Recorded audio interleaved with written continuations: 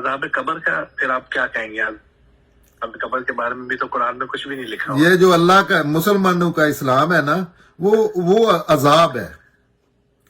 جی وہ مسلمان بھی ایک دھرتی پہ اس پہ بوجھ ہے دین کے حوالے سے، اور ان کی ساری باتیں ہی عذاب ہے.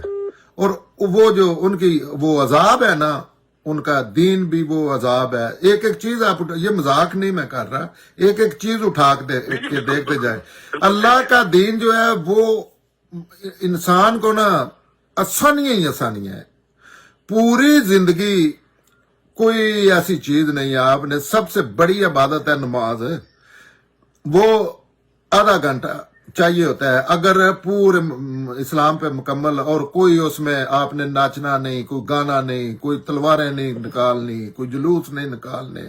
سمپل زندگی میں جو اس دنیا میں رہنے کے لیے آپ کو کام کرنا، ہر انسان کو یہاں کے وسائل استعمال کرنے ہوتے ہیں یا کام کرنا ہوتا ہے نا، اس کو ایمانداری سے کرنے کا نام دین ہے.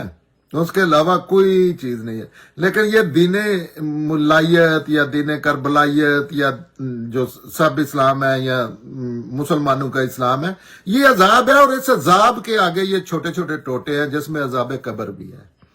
عذاب قبر کیا ہے؟ مجھے سمجھ نہیں آتی کہ ایک طرف تو یہ لوگوں کو زندہ کر دیتے ہیں کہ رسول اللہ قبر میں زندہ ہیں، جی آپ کو پتا ہے.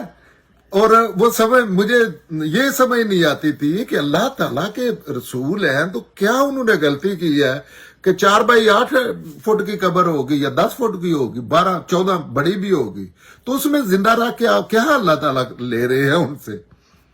اور پھر قبر میں ہڈیاں ہوتی ہیں. ہڈیاں آپ توڑ کے دیکھنا، کبھی کسی انسان کی نا ہڈیاں توڑ کے دیکھنا، آپ ان کا سرما بنا لے، کوئی چیخ کی آواز نہیں آئے گی، کوئی دنیا کا نا اس میں درد نہیں ہوگا. تو ان کو ہڈیوں کو عذاب کس طرح کوئی، آپ سمجھتے ہیں یہ عقل کی بات ہے؟ روح اللہ تعالیٰ کہتے ہیں کہ میں اس کو سٹور کر لیتا ہوں. جی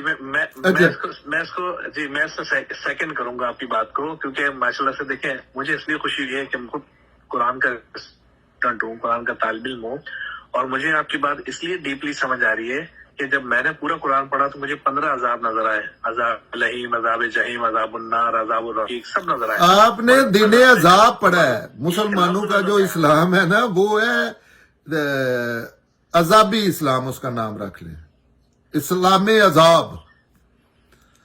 اچھا، اس میں تو یہی عذاب ہی ہیں ہر طرف، عملی طور علمی طور پہ بھی. تو سمجھ نہیں آتی کہ قبر میں عذاب اللہ تعالی کو دینے کی کیا ہے. بندے نے بھاگ جانا ہے کہیں؟ روزے محشر کس لیے ہے اگر عذاب ادھر ہی؟ اور اگر کسی کو دینا بھی ہے تو قبر میں تو ہوتا ہی کچھ نہیں نا. لیکن اس کی وجہ ہے، اس کے پیچھے نا یہ جتنی چیزیں ہیں نا، دوسری سائڈ پہ کھڑے ہو کے دیکھیں نا، تو ان چیزوں کے بغیر، کیونکہ آپ نے اصل دین چھپانا ہے اللہ کا، قرآن کو بھی آپ نے چھپانا ہے، اس کے استعمال اور بنانے. جیسے یہ سواب مشین ہے، یہ مردے بخشواتی ہے، ان کو چھپانا ہے، پھر اس کے بدلے میں ان کو کوئی چیزیں دینی پڑتی ہیں. ایسے نہیں ہوتا کہ وہ کہیں گے قرآن مردے بخشاتا ہے اور یہ اور کچھ ہے ہی نہیں.